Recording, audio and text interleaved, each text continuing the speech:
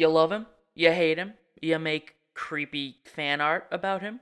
Whatever your relationship with Sonic the Hedgehog, you can't deny that he is one of the most iconic video game characters in the world. He's had a pretty rocky go of things for the past, 10 years or so, but there's a lot of potential in this franchise. So that's what we're going to talk about today.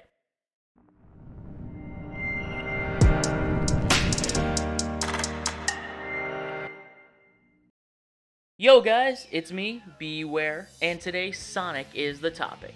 The Blue Blur has had some great games in the past, namely the original trilogy and Knuckles, as well as the Adventure series and Colors. It's also had its fair share of blunders, like Sonic 06, Shadow the Hedgehog, and Sonic Boom. Ugh. See, recently the trend has been that every game released is either infamously bad or just mediocre, with Sonic Colors being the only game acclaimed by the majority of reviewers in the almost 15 years. This trend was broken by Sonic Mania, but only because it was such a faithful recreation of the feel of the classic Sonic trilogy and Knuckles. So, are modern Sonic games just doomed by their very nature to be bad? Will Sonic fans ever be happy? And when will we get Sonic Adventure 3? Let me paint you a picture that answers these questions and map out exactly how the Sonic franchise should be handled going forward. First of all, we need to make a couple distinctions. As it stands, there are three types of Sonic games relevant to our discussion here today: modern, classic, and kiddie. Classic games are pretty self-explanatory. These include the original trilogy and Knuckles, Sonic CD, Sonic Mania, and any of the classic Sonic sections in Generations and Forces. These games focus on gameplay above all else. Story takes a back seat, but it's still there. There is no dialogue, and the characters still have personality and motivations despite this. Everything is 2D or 2.5D.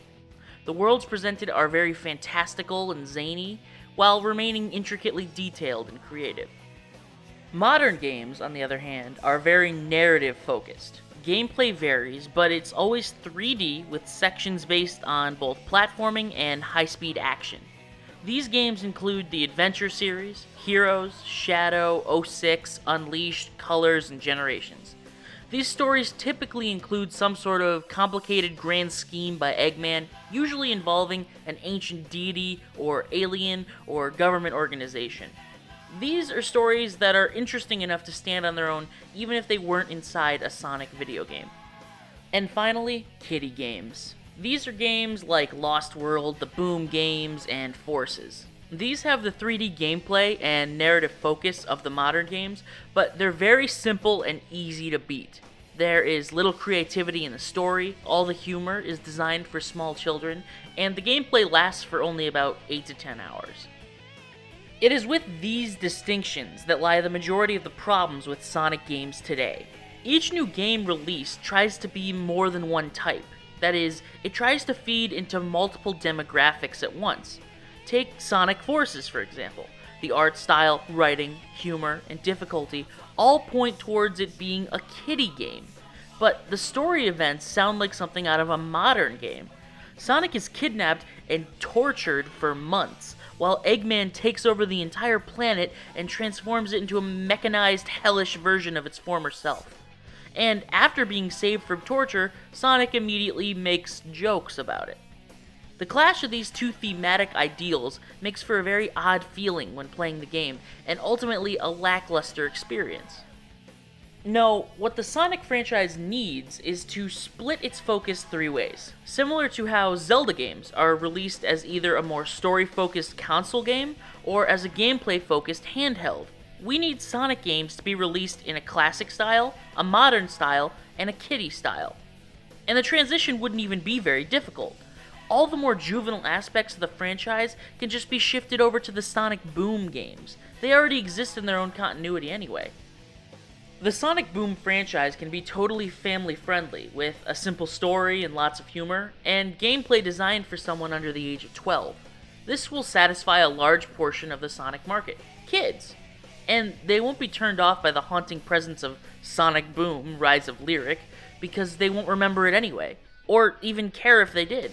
And even better, there's already the Sonic Boom cartoon airing for this demographic anyway, so why not just double down?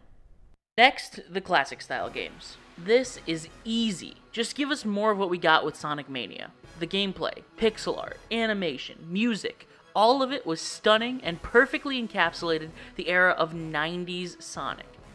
Your market for this style of game is obvious too. All the millennials that grew up with the Sega Genesis will eat up this style of game for years to come. And of course, anyone of any age who likes platformers will also be invested, because the focus of these games is heavily gameplay oriented. Also, as a little side note, hire more fans. Sonic Mania was developed by Christian Whitehead, an Australian independent game developer who was known for producing enhanced ports of the original Sonic trilogy. He was a fan of the 90s, and that clearly showed in his amazingly faithful recreation here today with Mania. So entrust your fans with a little more creative responsibility. Hire artists and programmers and writers that love the original games you put out, and your new games will be all the more successful because of it. Finally, and my personal favorite, the modern games. First and foremost, get rid of the goofy kids humor and get rid of classic Sonic. Both have their place inside their own games. When making a modern style game, it should have just the right amount of early 2000s edginess with a grandiose story and a gigantic scope. The game should feel like an ambitious adventure, one that you can get emotionally invested in, and that has some legitimate twists and turns that you don't see coming. These games will be marketed to the 15 to 30-year-old age range, the kids that grew up playing Sonic Adventure and Sonic Unleashed. These people want more of the epic, blood-pumping stories with giant monsters, exploding islands, time travel, elder gods, and magical artifacts. This type of game should be the staple of the Sonic franchise, reaching the largest audience, but also taking the most time to produce. A modern game should be released only once every, say, 3 to 4 years. As these modern games will have the most complicated stories and gameplay, I'm going to spend a little more time describing some basic rules that they should follow. Okay, first, a common complaint: the side characters. At this point, there are a ridiculous amount of secondary characters, many of which are uninspired and have very little personality to speak of. More importantly, when someone buys a Sonic game, they don't want to play fishing minigames or go scavenger hunting for the Master Emerald shards. They want to go fast. So, whatever character included in the game, the gameplay should be largely singular in nature. High-speed platforming, and Mach speed sections. You can still have playable characters like Tails, Knuckles, Shadow, etc., as long as their gameplay is only slightly derivative. They all still run fast, but Knuckles can smash through walls, Tails can fly for short distances. You get my point. Now, when it comes to the story, side characters aren't something you need to stray away from completely. Just use them in moderation. Look at Sonic Unleashed. Amy and Tails were both integral to the story, but they weren't the focus of the story. And new characters aren't bad either, so long as you flesh them out well enough to actually have them serve a purpose in the narrative. Shadow was great in Adventure 2 because he had an interesting backstory and a compelling motivation to fight Sonic. Infinite, while gloriously edgy, had an absolutely terrible backstory, a non-existent characterization, and a terribly anticlimactic send-off. Basically, here's the golden rule: keep the number of major characters less than 6. This way, you have plenty of time to develop the characters you are focusing on, new or returning. The other big point is, bring back the lore. I know the Sonic franchise spans over 25 years, but there are certain story staples that you should just keep around. No, we don't need to see Chaos, Metal Sonic, or the Space Colony arc, but the characters should still use Chaos Control. The Master Emerald should at least get name-dropped once in a while. You know what I mean. These are really cool concepts that deserve more time to be expounded upon and evolve. What exactly are the limits of Chaos Control? Where did the emeralds come from? Or even expand on some of the newer lore. What is the Phantom Ruby? What made the Wisp so powerful? If you build upon concepts that have already been introduced, you don't have to come up with a new gimmick every single game. Or better yet, give us some new lore.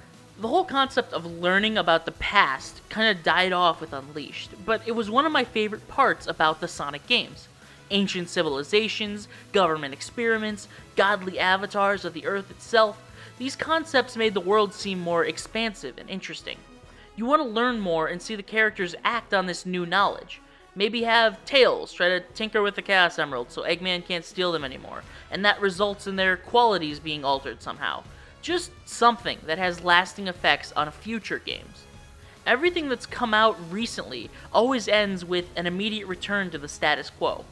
Let's have some story beats that actually change the world a little bit once the game is over. But what do you think? What changes would you make to the Sonic franchise, and what type of game are you most interested in?